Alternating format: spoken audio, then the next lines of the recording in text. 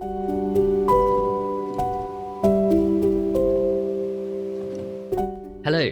today is my 19th birthday, so I want to take a look back at the wonderful year I've had. Today I've scrolled through my photo album and found random moments with entertaining stories or interesting ideas. And I don't want to make this about me, but I just want to use this past year as a way to share some cool stuff with you. This will just be me talking into the camera without a script and without any editing, because I thought that's the best way to do an episode like this. And as this episode is a little unusual, I'd recommend watching it with video, but it also works just fine with audio anyway. Okay, so first off, this was my 18th birthday last year. Here is I got this matcha basket cake. Now, would I buy it again? No, but it was certainly quite nice, even though it looks a bit scraggly. That's kind of the point of the basket cakes. And on the right is, essentially, our family kind of has a tradition where basically every year for my mum's birthday, we've gone to Pizza Express. And we used to go to Frankie and Benny's for my birthday. But the Frankie and Benny's where we live shut down a few years ago and got replaced by, a Burger King, something crazy like that. And I was really upset. So I just relegated to go to Pizza Express for my birthday every year for the past couple of years.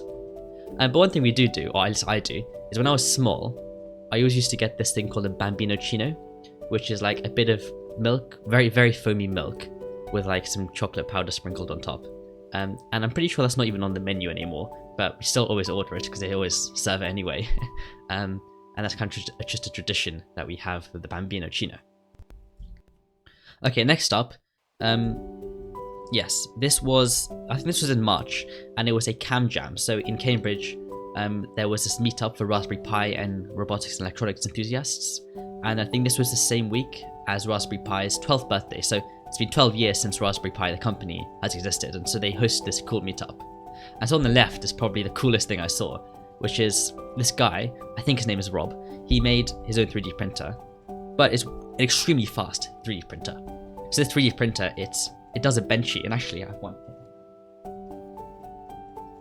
So this is a benchy, and if you don't know, it's like the standard way for benchmarking a 3D printer's quality, because you can kind of check for different things like the overhangs, the quality, the resolution, and all of that type of thing.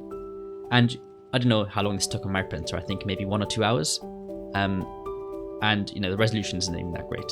But on this printer you see in the left, it took 2 minutes or something crazy like that, and I could literally see it print the benchy live. I don't think it was 2 minutes, I think it was more like 5 to 10. But it was crazy because I could see just print live, and I just generate this object out of thin air, moving extremely quickly. And you can even see, for example, at the bottom of the printer, these circular black things. Those are dampeners, because the printer moves so fast it vibrates, and the vibrations will end up knocking the printer head off axis, which means it's going to be inaccurate. And so to keep it accurate, you have to dampen the vibrations so that the whole thing remains as stationary as possible. I know, I just talked to Rob about this, and there's just so much cool stuff going on in this photo. And on the right is kind of just a demonstration to kind of say happy birthday to Raspberry Pi, because they're really cool. Okay, this was also in March. I think this was Mother's Day, and this was the 10th of March, and I made some chocolate mousse with some orange zest and cream and stuff. And I guess what we do is, as a family, is we always kind of make, at least I always make food for special occasions. So I don't really buy gifts, I don't really do anything else, I just make dishes, and I spend a lot of time and effort into some of these dishes. So this was always nice to make. Now this is a really bad photo, but this is the only photo of this thing I have, and this says go. So in our school, towards the end of the year actually, so I only went for a few sessions, let me just mute my phone, but towards the end of the year, the school managed to get this professional Go player, who's also now a Go coach, to come in and do a session every week after school on Thursdays. And so I went to a few of them just out of curiosity, I mean, when am I ever going to have the opportunity again in my life to have a professional Go player coach me for free? So I decided to leverage it here. And it's quite cool. I knew nothing about Go, but then I learned about it. And I also had a cool chat with this guy. He was really old, but he's really experienced and really kind. And he was talking about AlphaGo, I think it's called, which is Google DeepMind's AI bot that could play Go. And it made massive headlines a few years ago because it beat the best Go player in the world by quite a big shot. And the AI model did some really wacky things and still managed to win. And that was just kind of groundbreaking for the world. And so I went back onto YouTube and saw that documentary released by Google DeepMind, which has like tens of millions of views. It's really popular. And that was just a whole nice experience. I like learning about Go. And I mean, the thing with like things like Go and chess is today, in the era of computation, you know, arguably there's very little skill involved in these things, right? Like, it's all a matter of how much effort you're willing to put in terms of messing around with like chess engines, messing around with your team if you're a professional, trying to learn as many openings, learn as many different situations as possible. Like, it's all kind of just a game of memorization, which is fine, but it detracts from what the original purpose of Go and chess and all these games were thousands of years ago when they were invented in ancient India and China and all of that stuff, which is an intellectual game. It's no longer necessarily an intellectual game. But as I was completely new to Go, and I was also playing someone else who's completely new to Go, and we weren't serious about it, like we just wanted to have some fun and learn some new things. It was an intellectual game in that specific environment, and I really enjoyed kind of just learning new things and having to think through all these brand new situations I've never seen before, and trying to figure out, like, what happens if I do this or this or this? What if my piece goes there? Is he going to win? Can I make this island? Can I make the 2-eye technique thingy? So I quite enjoyed this period. I only went for a few weeks because it was towards the end of the year, but it's just really cool. Okay, this one. This was also towards the end of the year, and basically this was in like a biology society lunchtime, and I think we were just doing some sort of practical experiment, like extension experiment thing. And obviously I didn't do biology. I currently don't do biology, but again, you're in school, you have access to experts in every single field. Why wouldn't you leverage it? Especially right now. Like right now, at this point in time, it was like April. I realized that I'm about to be gone from this place, and I'm never going to be able to do stuff like this again. So I thought I'd give it a shot. And this is actually a natural photo, believe it or not. I didn't pose for this, but I was just pipetting some stuff into a test tube for some experiment. And this was just really cool. Like I've never seen one of these pipettes in real life before, and a couple of the other equipment there. And so that was good fun. Yes, so I had this really long Easter break, and I decided to make croissants. And, you know, as I said earlier, I do quite enjoy baking and cooking stuff for my family and other occasions. And so croissants are very interesting, right? So this whole affair of baking the croissants and making them took 3 days, because I wanted to make literally the best croissants I could. This was my first ever time, and I actually haven't made croissants since then. But I spent 3 days just making them, and like a whole week beforehand spending hours every day just researching as much about croissants as possible and learning as much as I possibly could. And so here are just a couple of photos to show my journey. And I mean, I guess the reason I took a ton of photos, and the reason was I intended to write a blog, like a really long, super technical blog about everything about croissants, and then show my journey as well. I didn't end up doing that. I absolutely do regret not doing that, but oh well, it's fine. I can do a simplified version here. So in the bottom left, you can see this is after a couple of the folds, and you can see I'm beginning to laminate my dough and my butter together to create all of those crispy, beautiful layers in the croissant. In the top left, I've already shaped my croissants, and I think I've already proofed them at this point, and so they're about to go and bake. And you can kind of see all of the extra layers here. I don't know how many I had in total. I want to say something like 30, something around there. But anyway, I baked the croissants. You can see them here with this cappuccino. And on the right, I also did a cross-section of the croissant the day after. And I mean, when you deal with croissants, right, you have to make sure they're cold. Or like, you have to make sure they're not straight out of the oven, because it is just kind of a greasy, buttery mess. They don't taste that great. They're not that crispy, and the cross-section isn't good. So you pretty much always want to wait, I would say 2 or 3 hours. And if you want a perfect cross-section, you might have to wait like a whole day before you get that. So this was my cross-section after a day. And I was actually really stoked with this. Like, obviously, if you're a professional baker, that's not great. But even if you're just like someone who's somewhat knowledgeable about croissants, you know that's actually pretty good. And so I was really happy with this, that all of this week of effort paid off, and like sourcing, like going to all the different Tesco's and supermarkets in my region to get the best ingredients, best quality butter I could, and all of that stuff. So that was fun. I mean, baking is kind of like a science, right? Like, it is a science. That's why you have to be so precise when baking. Whereas when you're cooking and doing other stuff like that, you can kind of just like season to taste, you can observe, you can use your senses. With baking, it's a lot more scientific, and that's perhaps one reason why I enjoy baking more than generally cooking. Okay, this. Yes, actually, I should probably censor some of the stuff in that left image, so I will do that in editing. But I passed my driving test, and I guess the reason I included this picture is because I took longer than I'd like to admit for learning how to drive. Like I spent a few extra months and a few extra lessons than I would have liked. I passed first time in both my theory and my practical, but it took longer to get to that stage. And I think if I had to say to you, like anyone here who hasn't yet driven, like how can you pass faster or do things learn faster? I think one important thing is literally just ask to observe your driver or your instructor drive. Like maybe after the first 5 or 10 lessons, maybe after 6 lessons or something like that, just like spend literally just 20 minutes just watching your instructor drive, because you can learn a lot about them, because they're probably very experienced at driving, and they will obviously have to adhere to the rules like and law perfectly because they're an instructor, but they will like push it to its limits, and so they'll be extremely efficient and extremely good at driving. And so just observe what they do and try to copy it. And that's something that I think if I did, then I would have saved, at least 3 or 4 lessons worth of time, because there was this gap where I just wasn't making much progress, and I think that's one of the reasons for it. Also, I think, when it comes to driving, at least for me, I only had 2-hour sessions, and I think most people only do have like 1 or 2-hour sessions, and you only have them maybe once or twice, or sometimes 3 times a week, usually once or twice. And to really make the most of that, you want to ensure that you kind of almost revise before the lesson as well. And so like before each lesson, I'd probably spend maybe half an hour just watching YouTube videos of other driving instructors. And that's something I didn't originally do, and I think that's another thing that really slowed my progress. Whereas if I just watched these videos and learned from experts faster, I think I would have learned faster. So I guess that's just my 2 cents on how to pass your driving test sooner. Now on the right, some more croissants, the same day actually. I actually just had some leftover dough from when I made the croissants earlier, these ones. And so I just baked some pain au chocolat later on. And these were actually really nice. I really like pain au chocolat more than croissants.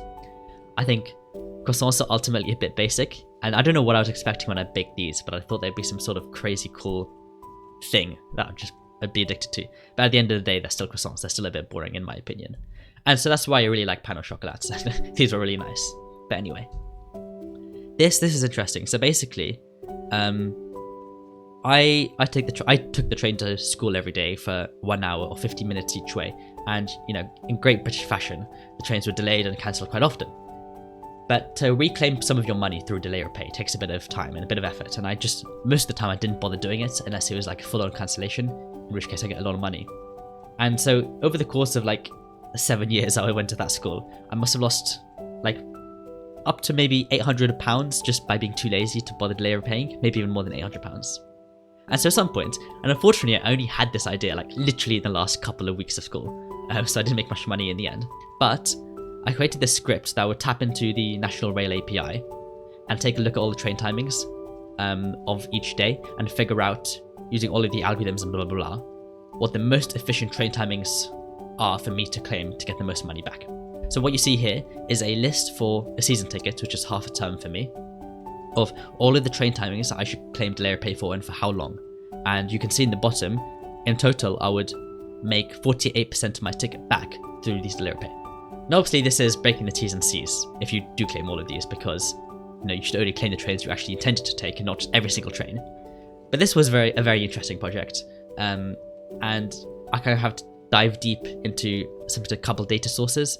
And I mean, because trains is kind of national infrastructure, everything is open. Like if you dig deep enough, you will find all of the documents and PDFs of how everything is calculated, how everything is done. You'll have access to all the APIs, which are very slow, and all of that cool stuff. And so that was a very interesting project and really, really satisfying. And actually, most of my discounts were bigger than 48%. This was just the only image that I had of this code working. But this was a really cool project, and it kind of shows how if you kind of have a right idea early enough, you can kind of benefit a lot. Which unfortunately I didn't do, but it's just an interesting lesson.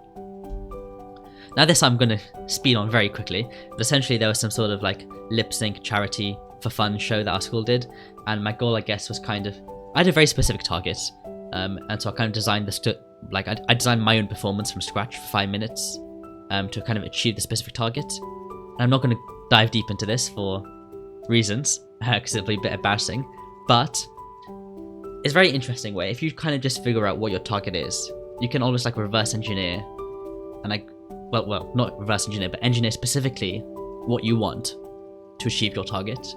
And this was kind of a great example for me, because I ended up I guess, succeeding in my targets very well in this specific show. And yeah, I think it's just very interesting how much you can do if you really think about what you're doing and how you're creating something. Anyway, mangoes. Yes, mango season. I love mango season. That's pretty much all this slide is for. Now this slide, I went to a conference, and on the left, essentially, I stayed in my brother's place in London for the conference because it was in London, and I came there like a couple days beforehand because I was involved in setting up the conference because I was volunteering. And he basically like lampooned me for not having business cards or like any way of like contacting people easily or sharing my contact. And so what I did is that night, to like midnight, I was creating these business cards, this design, which in the end I was actually pretty pleased with. There are a couple of issues which you may be able to see in the photo, but overall I was pretty happy. And I had to find somewhere in London that was not like super far away from where I was. I mean, still an hour away, but somewhere that was like open 24 hours or somewhere that would have a really quick turnaround time, which I did. So I ended up paying £50 for some business cards, and I got like a fair amount actually. I got more than I paid for, which was nice. Except that in the conference they weren't even that useful. I only gave out like 5. I don't know if that was my fault of not giving out enough, or whether they're just like not actually that useful in like the tech space. Because I imagine they're less useful in the tech space. I don't think people care about business cards as much in the tech space. So yeah, I guess that was a very interesting experience.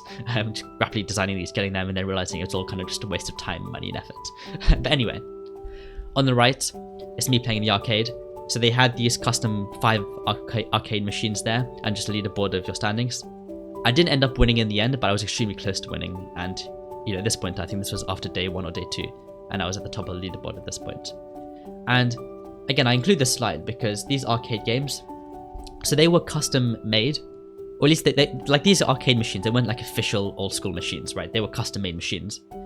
But like the games on there, like Space Invaders, Juka, all of those things, they were not like official versions. They were versions that people had made online using Python. And that of course means that there are going to be random slight differences, random slight glitches or techniques or things that are slightly different. And if you figure out what those are, you can really leverage them and exploit them and just like make a ton of points. And you can really nail down your technique. So this was another one of those experiences where if you kind of just like figure out what's going on and attack the right areas, you can just like achieve a way higher outcome than what you actually should achieve. So this is kind of me being really happy. Not that I'm at the top of the leaderboard or that I'm a professional gamer, because I've literally never played arcade games before, but because I kind of found those exploits and I managed to use them. I found those vulnerabilities and I managed to exploit them to do well. And that's why I'm happy in that photo. Anyway, Blank Street, yes. So firstly, this is like, if you don't know, this is like a chain that's really popular in London. It's like there's always a huge queue outside of these shops, and they generally serve matcha drinks, but also some other drinks and pastries and things like that. And it's slightly more expensive than what I would consider market rate in London. Obviously, London, everything's expensive. But see, in my opinion, these drinks aren't like that much better, right? They are like standard. Like if I ordered a matcha drink from anywhere in London, this is what I like. I better be getting this, right? Or I'm going to be annoyed. So this is like standard, right? So there's nothing special or nothing bad about it. And yet they're so popular. And the reason is, I think they've just really nailed the idea of like social media marketing, Instagram, TikTok marketing, all of that stuff. And they've created this like brand image and this emotion, this identity that people and consumers want to attach themselves to. And that's why Blank Street is so popular. Like people, if you are walking around London with a Blank Street cup, like I guarantee you people will take a double look at you or stare extra long at your cup or even ask you about it. Like I'm 100% positive that will happen to you if you walk around London with that cup. And that's kind of the addition and like admiration people have for Blank Street, which I find very intriguing. Like I don't know whether I like it or not, because I have to respect, like you just have to respect what they've done. Like they're a relatively new chain and they've just exploited the internet and made the most out of it to like market correctly to our generation, and therefore become extremely successful. But equally, they're not actually doing anything significantly better than anyone else. I just find it interesting. I mean, I'm kind of neutral to Blank Street. Like it's good, it's just overrated, but it's interesting. Now this, in London also. Now this was after my A-levels. I went to London again to meet some family, and I went to, I think, Au Pain de Pepe. It's a croissant shop very close to King's Cross Station, and I think they won like best croissant in London of the year a couple of years ago. And so this was like a really great croissant. And basically, ever since I made my own croissants from earlier, I wanted to come to this shop and kind of have a cross section and compare my honeycomb and compare the exterior and all of that stuff. And I actually have some notes written down about why this croissant is better than mine. Obviously, I think now if you look at this honeycomb, it's clearly better than mine. It's more even, it's like silky and more buttery. But also the thing you can't see is that the crust is also crustier. Like it's a harder crust, it's a more crunchy crust. And so that contrast between the inside and the outside of this croissant is way better than that of my croissant, which is very interesting to look at and analyze. Now this was, I went to Lisbon in Portugal for a holiday with some friends. And this was like, these 3 images are from this thing, like the earthquake experience. So, I don't know, hundreds of years ago, Lisbon had this really major earthquake that like changed a lot of things. And it was very significant in the city's history. And so there was this like experience tourist attraction about the earthquake. And it was fairly expensive. Like, I mean, it wasn't expensive. It's just that as students, obviously anything more than like £5 is expensive. So this was like a serious consideration, and I decided to buy this experience. Now, what do I feel about it? I don't actually know, to be honest. Would I do it again? Like, would I recommend other people do it? No. It was quite interesting, especially like in the bottom image, there was this whole area of like physics principles behind earthquakes and other stuff. And they had all these really cool interactive demonstrations. And I loved that bit. Like, that bit was almost worth the entire thing for me. Because I learned about some of this physics in school and outside school, and to kind of see it applied in action with cool interactive demos, that was epic. And so I really enjoyed that bit. But overall, I don't know, I find experiences very interesting. Like this idea of selling an experience in like a city to tourists, it's very hit or miss. And you can never truly describe what it is to someone else. Like the marketing is always very fluffy. Actually this summer I'm going to be doing some work for a couple of weeks at this escape room. But it's like a whole escape house room thingy. And so they call it an experience as opposed to an escape room. And like I was really confused as to what this was until I actually went there. And I think that one looked really cool. But it's one of those things where you just can't describe it. And like no one else can describe it to you. And so you just kind of go in blind hoping it's good. I don't know, it's just a very interesting concept, this whole idea of creating this experience in the entertainment industry. Yeah, I don't know. It's just interesting to think about. Now this, I went exploring in the earlier hours of the morning, so this was at sunrise. And I saw this, I was walking along the coast. I feel like it was probably, yeah, I think this was the coast. And I was walking along it, and I saw this abandoned building structure thing. And it's clearly been there for a while, just abandoned. And so I decided to climb over the fence to get it, take some cool photos. And so here are a couple. And it's just very interesting to explore, right? It was obviously a bit risky. I like that element of risk. Kind of explore this brand new area. And, you know, there's this whole genre online on YouTube of people exploring random dilapidated buildings or abandoned villages and all of that stuff. And it's quite cool to see those videos, but it's even cooler to do it in real life. Like, I understand why those people do it now. Because it's just really cool. And it's also quite interesting to figure out, like, what was there before? So this photo in the bottom, this was like the only thing that was really standing. It was like the cubicles of the toilets. Obviously you wouldn't want to use those toilets, but it was quite interesting. And on the right, you could see this was like hanging from the ceiling on the second floor in the background here. And, you know, to me it looks like a speaker, right? I think you can kind of see the frame of the speaker, and you can kind of see the driver of the speaker here. And so this must have been some sort of music area, probably some bar or something like that, like a pub. And yeah, that was pretty cool to kind of look at and explore. Also kind of a waste of space. I mean, I guess you could kind of call it like a tourist attraction in itself, because I certainly enjoyed it. But yeah, it was interesting. Now more about Lisbon. I'm not going to spend too long on this, but I think it's a very interesting city. Like, I wouldn't say it's walkable. Like, there are loads of different areas, but you can't really walk between the areas. Walking within the area is really good, but walking between the areas is really difficult. But I think you can achieve quite a lot by being on a scooter. Now, the scooter prices do rack up quite a lot, the electric scooters. And so at that point, I would say you might just want a taxi, because they're not even that expensive in Lisbon. But my point was that there are loads of random like mixtures of architectures and characters and styles in the city. And I would recommend going to Lisbon just to kind of, not with any itinerary really, just to kind of roam around the whole area, kind of see things. If you see a shop you like, just go in and buy something cool. And you can see in the bottom, this was like the more modern part of the city. And then you can see like on the left, this was like, I don't even know what the part of the city this was. This was near the old part. The center one at the top is the old part. and the bottom right is also the old part. And so it's kind of cool just seeing the contrast of all of these different things in Lisbon, and it's just a city with lots of character, and also some really cool engineering. So I believe this bridge at the top, these are both photos of Europe's longest bridge, I believe, and I think the world's like maybe second longest bridge, I don't know.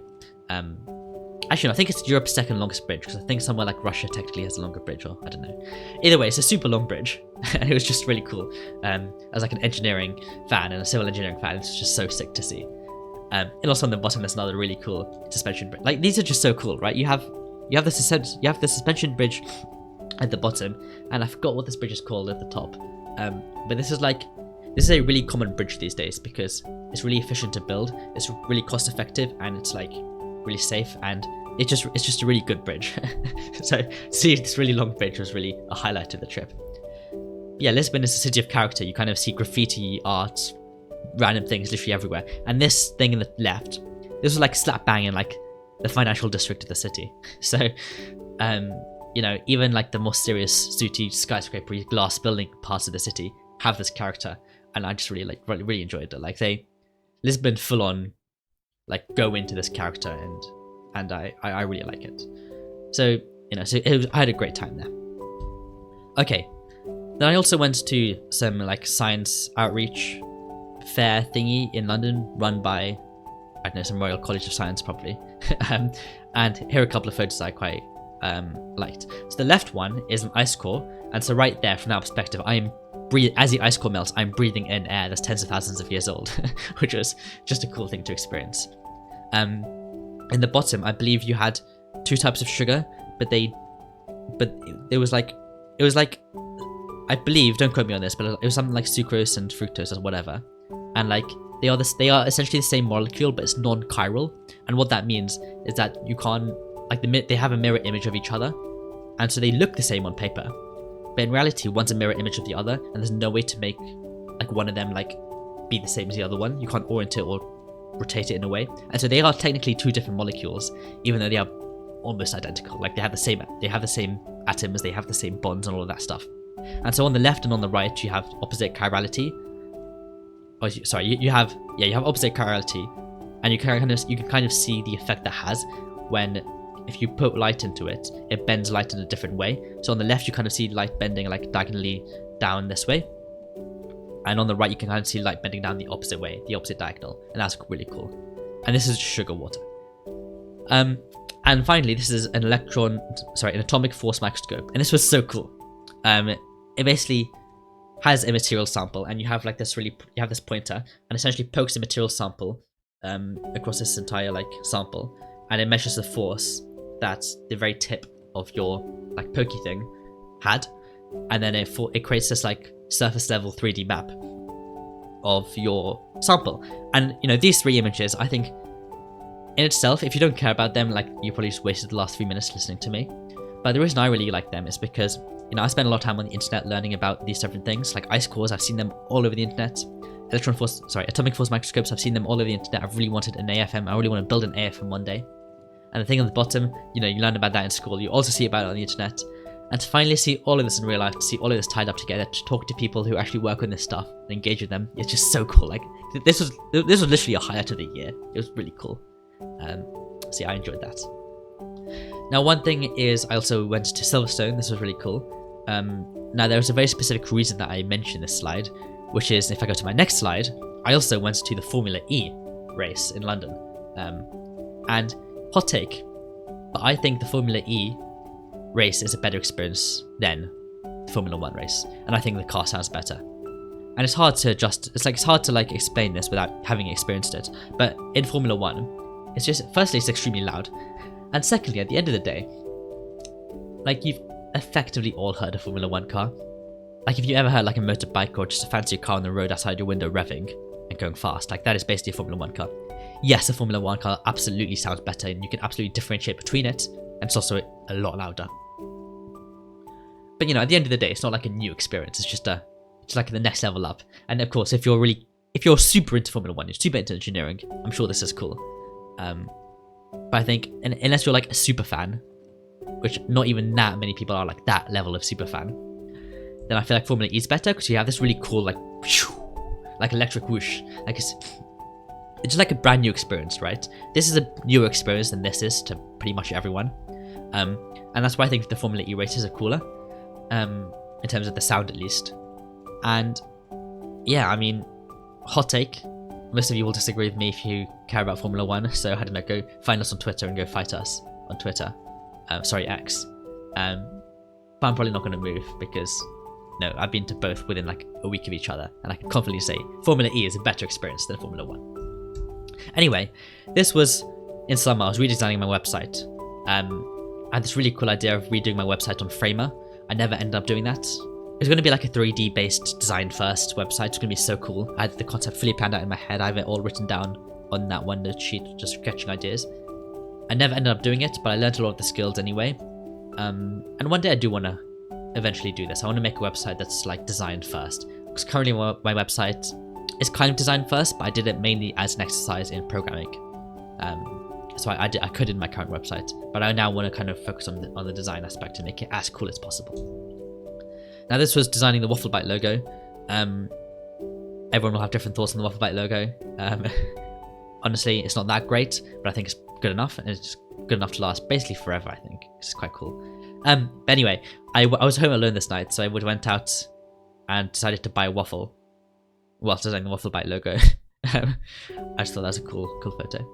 Now this, basically, in 2023, I think it was, I participated in a study at Cambridge University where it was all about memory, and they're trying to understand how memory works. And so they put me in an MRI scanner.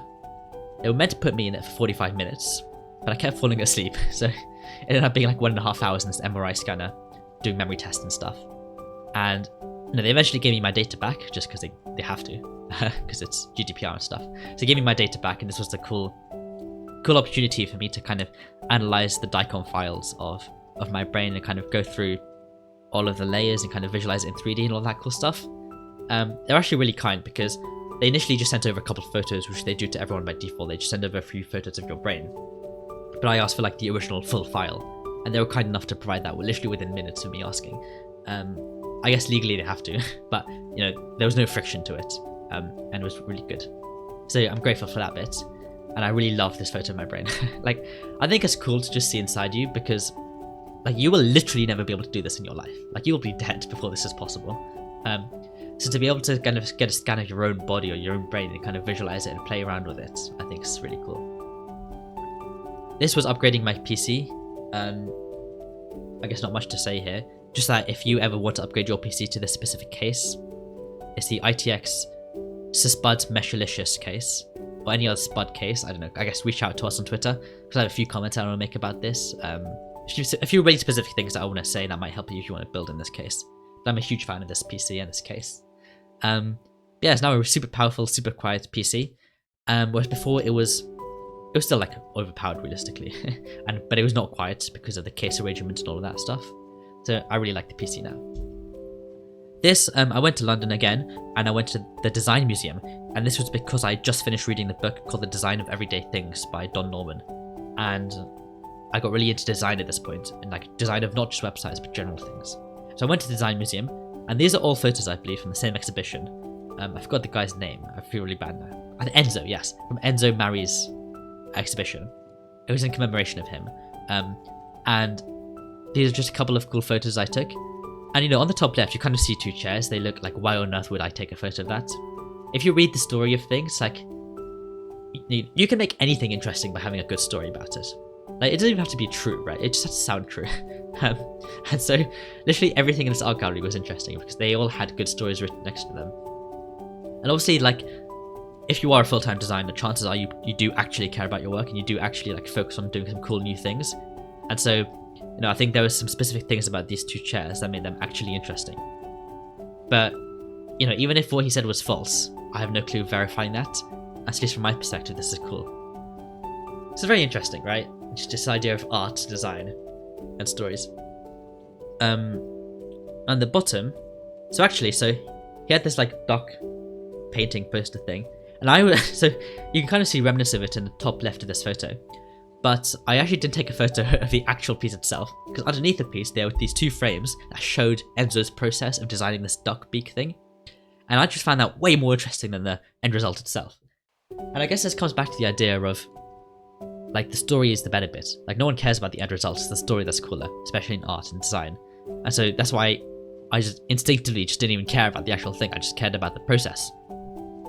But it's cool to see, like, to like decompose, or I don't know if that's the right word, but like pick apart someone's mind and kind of figure out how this really talented designer got to the final piece and figure out the process. Like, look at all these beaks they were drawing and all the different variations.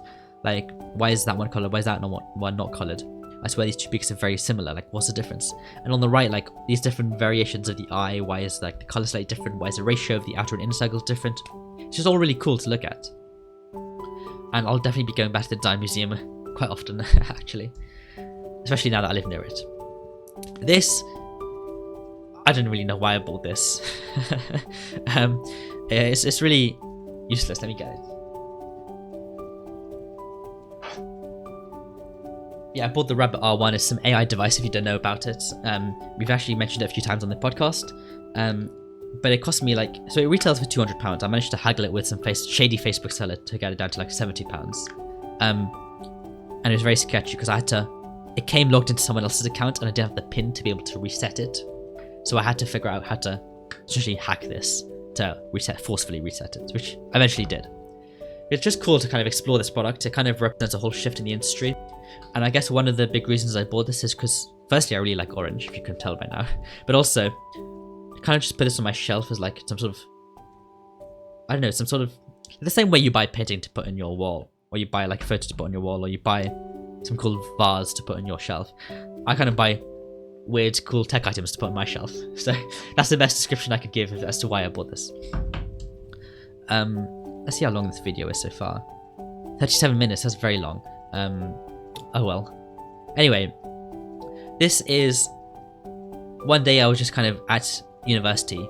So at this point I'm at university. And I was at University Imperial for some time at this point, like overnight or late in the evening for whatever reason. So I decided to just kind of roam around all the buildings and explore things.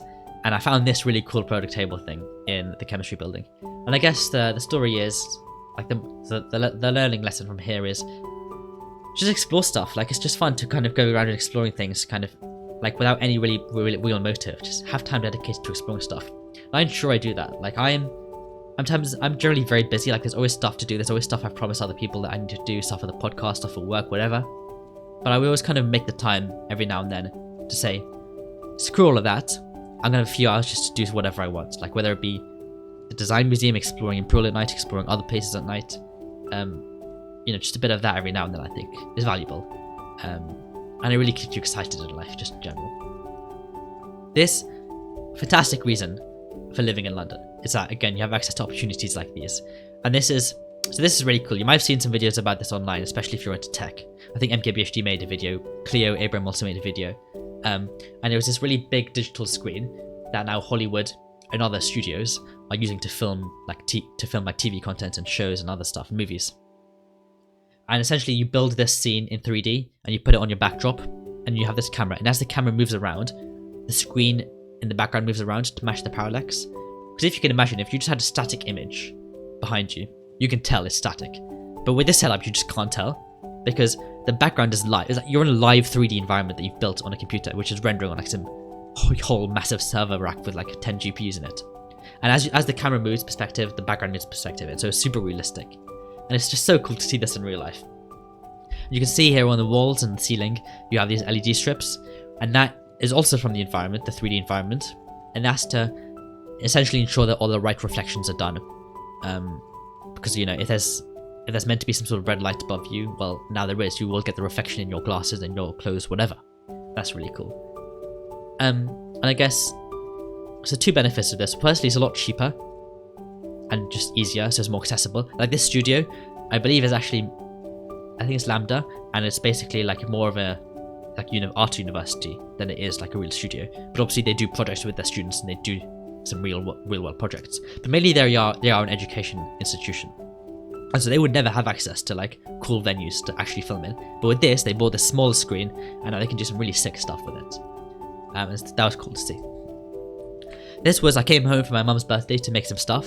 Again, back to this idea of making food. I really like kind of this process of figuring out learning everything you can about this item of food, figuring out how you can optimize it and make it work and ensure it works scientifically. Now, admittedly, these 3 items, well, actually, I've made pretty much all of these 4 items several times before. No, I had to make it low risk because it was like my mom's birthday, so I couldn't mess up. But I guess a couple of interesting points. There's the croquembouche in the bottom. I kind of messed that one up because I tried to make like a whole kilogram of caramel at once in like a consumer-sized pot and a consumer-sized hob, and that overflowed. It burned my mouth. It wasn't very good. So that was a good lesson. Never make that much stuff at once when you're making caramel.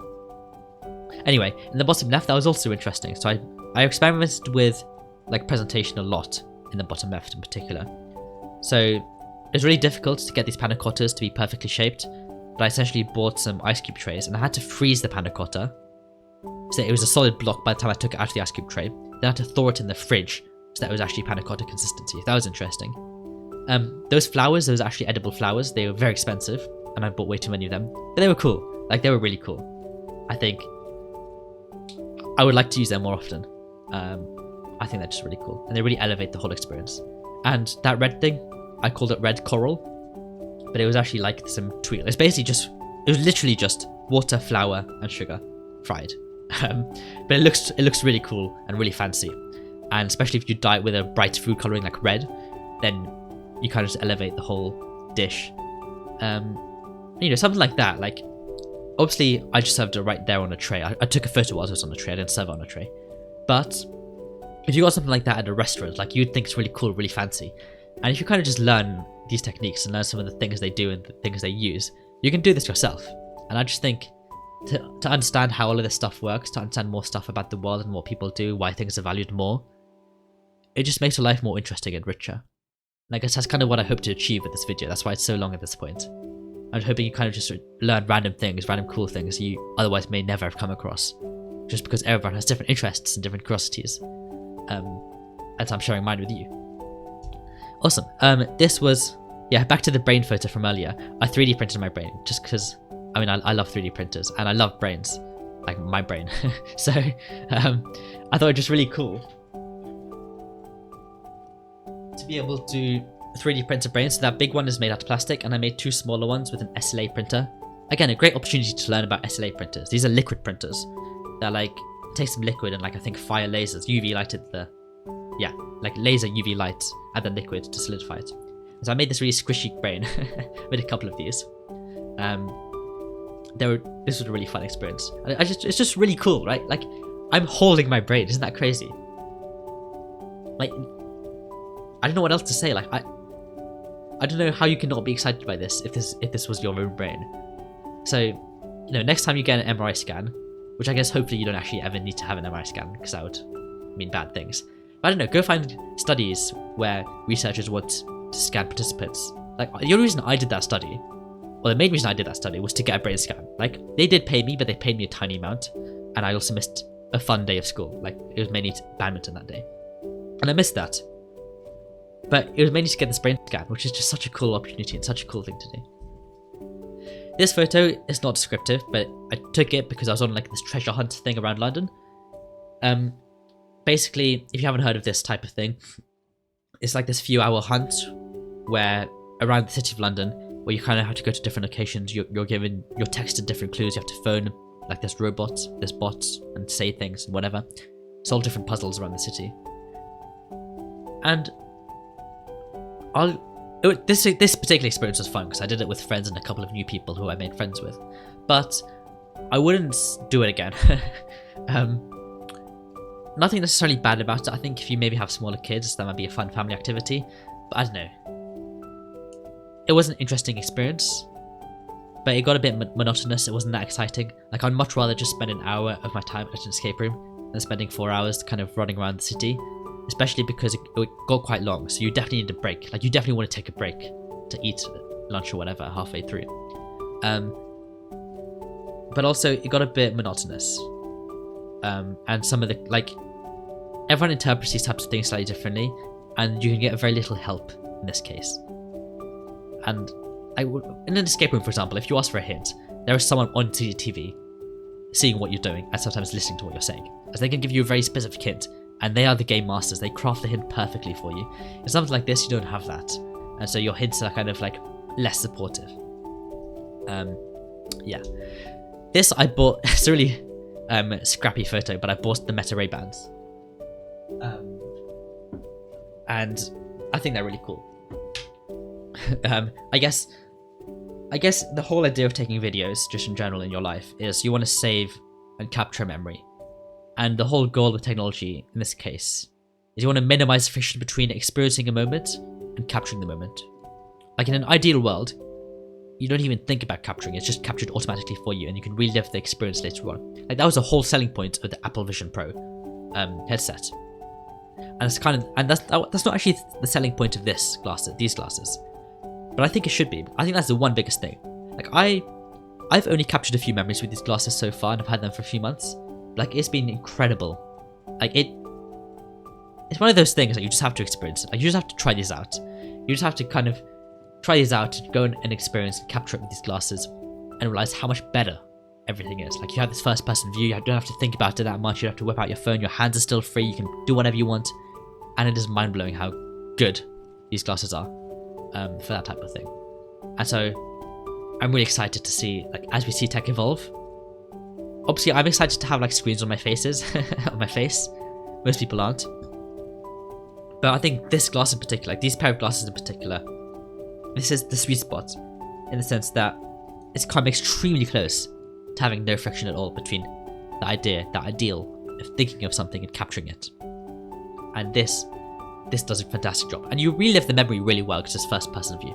Anyway, you know, I would say like surely consider buying these glasses. They are expensive, but like how much do you value your experiences, your life? Like what's the point of living if you don't remember stuff? And obviously like you can remember stuff without having these glasses. Like I'm not saying you need these glasses to remember stuff, but I think it takes up a whole extra level. So if you are in a position where you can buy these, like I would genuinely recommend buying them. If you think you have a life right now that you're experiencing stuff and you're doing cool things and you want to save them in memory, remember them, and you can afford these glasses, 100%. Like they are one of the biggest things you can really purchase, in my opinion. I also level up my security, so I've always been interested in technology, cybersecurity, and hacking. But I actually had pretty much the same password for everything up until a few months ago where I switched to password manager, and I also ramped up my security a lot actually. So I have very tight security now, and I also have some hardware keys. So if you want to log in, like if you want to hack me, like one of the few things you have to do is you have to get one of these 4 physical keys and plug that into your computer to log into any of my accounts. And obviously I'm going to know when a key goes missing. So like if a key goes missing, I just deactivate it, which means you can't log into my account. So that was that. It's really nice. It's actually really nice just to have this peace of mind. Peace of mind that I have a very secure digital life now. And it's not even that much effort. It's a bit of effort, right? But you can make systems in place. You can really spend hours and hours researching and thinking about your threat model and your internet life and making sure it's striking the perfect balance between safety and effort level and convenience. And I think I've done that quite well. And it's really satisfying. So again, this is one of those things where, especially if you're young and you have your whole life ahead of you, I'd recommend investing in digital security. I mean, you don't have to like buy these security keys. I realized later on that they're not that useful. Like I would not recommend someone else buy them. But I'm happy I did. And it's just worth thinking about, you know. Like everything is digital these days. Like you can get into a huge mess if you're hacked. And you just want to avoid that. It's insurance, right? It's insurance, but it's cheap insurance. And it's like not scummy. Like it's insurance that's actually worth it. That's all I think of these things as. And I think more people should have them. Anyway, getting towards the end here. How long is this video now? 50 minutes. I'll try to keep under an hour. So I got a 3D printer. I got this in an auction from a society in Imperial for £26. So I was really happy with that. It's the Ender 2 Pro. And I have 3D printed stuff since like year 7. So like, what's that? 8 years now. I designed in 3D printed stuff. And I haven't done it that much, but I've done it a fair amount and I've seen 3D printers work. But it's different when you can sit there in front of your 3D printer, do everything from scratch, like level your print bed, set your 3D printer up, buy your filament, all of that, and literally see in front of your eyes for 2 or 3 hours something being built out of thin air. Like that is crazy. And it's one of those things that you don't care right now. I know you don't care, but you need to just experience this. And once you've experienced this, like it is a mind-blowing unlock in life. Like anything is possible. You can just like, this is crazy. Like how do we have this? you just need to experience it. One of those things you just need to experience, and it's just like a mind-blowing experience. To 3D print something yourself and see it, like literally sit there with my laptop, just doing some work every 5 seconds, glancing over to the printer, seeing what's happening and seeing what the progress is. That was really cool. Yeah, kind of unlocks a whole possibility in your mind about anything's possible, how far humanity and technology and science has come, and how crazy good these things are. Yeah, and on the right there are just a couple of things I printed. Another brain, of course. And this thing over here is called Pythagoras' cup. There you go. Called a Pythagoras cup, and essentially the idea is, I'm not going to tell the full story now because it's going to take a couple of minutes. Essentially, Pythagoras, when he hosted parties with the students, he didn't want them drinking too much wine and getting drunk because that's bad and irresponsible, blah blah blah. So he designed this cup where if you put some wine in it, it's fine, you can drink out of it. If you fill it up too much with wine and water, well, wine in this case, then due to some physics effect called a siphon effect, the whole cup will empty. So if you fill it up to like 80% full, the entire thing will disappear. Whereas if you fill it up to like 60% full, you can drink everything perfectly fine. And he designed this cup, but it was back when he made it, back in those days, like you couldn't manufacture things very easily, and so it was kind of obvious there was something suspicious about this cup. But these days, what's really cool, and this is just mind-blowing, like this is only possible because of 3D printers, which is just crazy.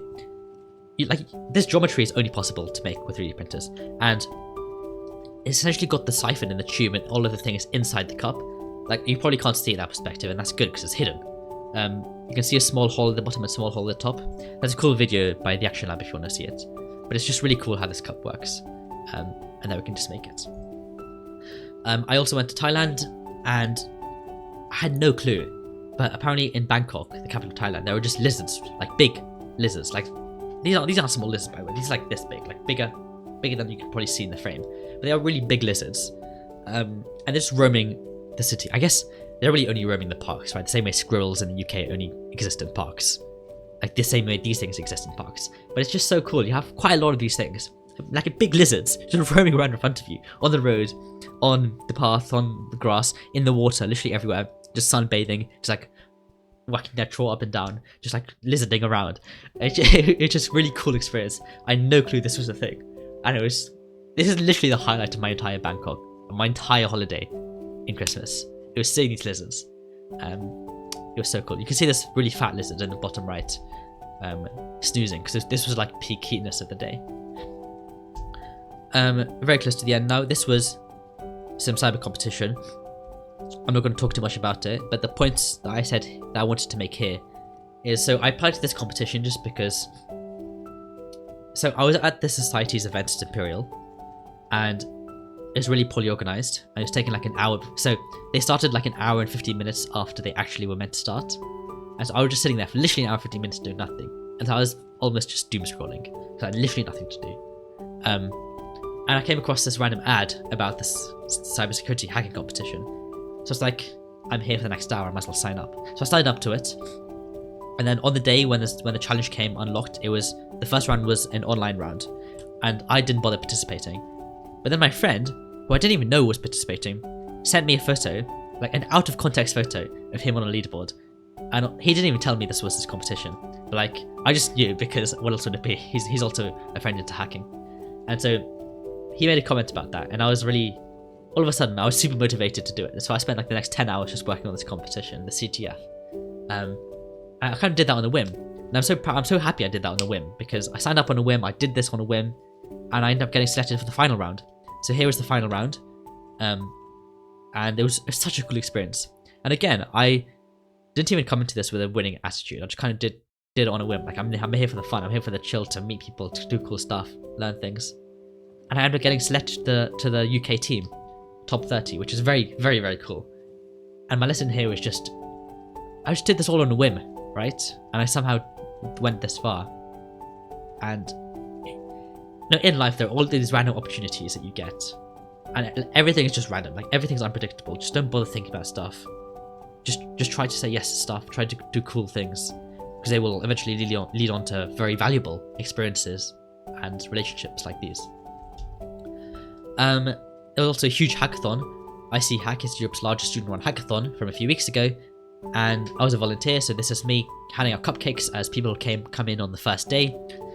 And you know, the reason I quite like this role is because last year when I went to this tech conference called State of OpenCon, I was like lost.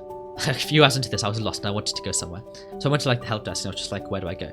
But like as I approached the help desk, the volunteer there like stood up, super happy, super smiley. He was like, where do you want to go? I told her and she was like, awesome, here's a map, this is where you can go, it's right over there, pointed. And like she was so helpful and so kind. And like that literally made my day, that one interaction. Where I was feeling a bit lost, a bit iffy. Like that just boosted me up and helped me make the most of the rest of the day. And I think that's what you realize as like a front end hospitality role. And like that's a huge impact. And so I was really happy that I jumped on this opportunity where I could come here and be the first point of contact that people see and giving out cupcakes. Like this brought a smile to most people's faces. Like hundreds of people. I don't know, this might have been like a high point for hundreds of people in that day. They're probably the first high point they had. And like I'm just really happy that I could kind of provide that to them.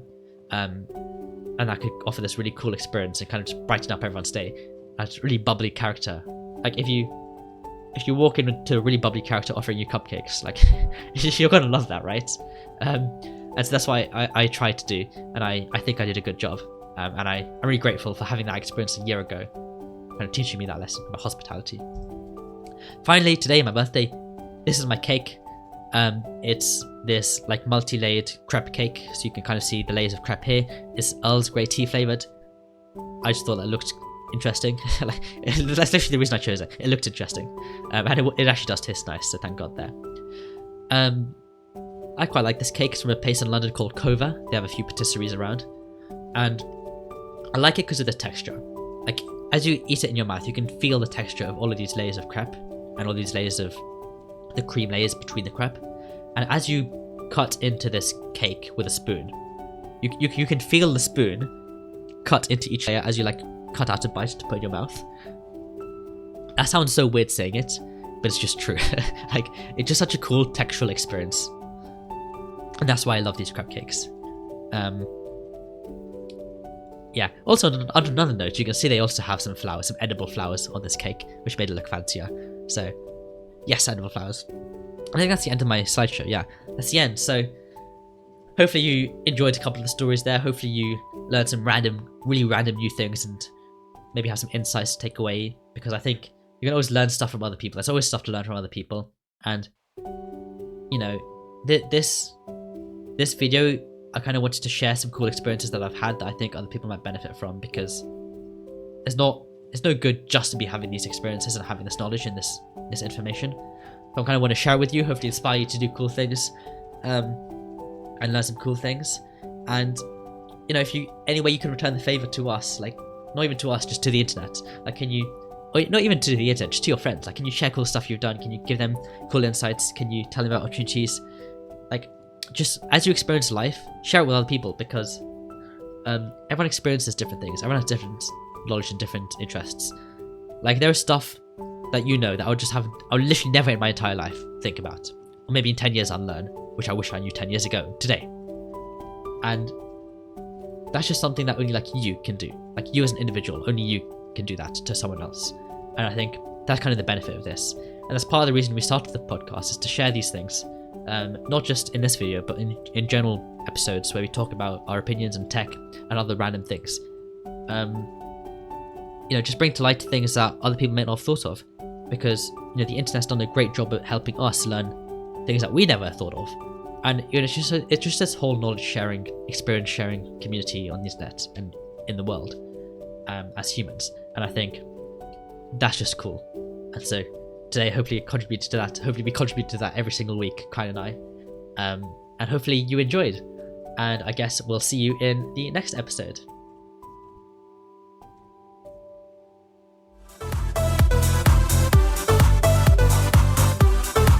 Thank you for listening. If you've enjoyed this story, smash those like and subscribe buttons. The full episode can be found in the description, alongside our weekly newsletter and the sources that we used. Bye.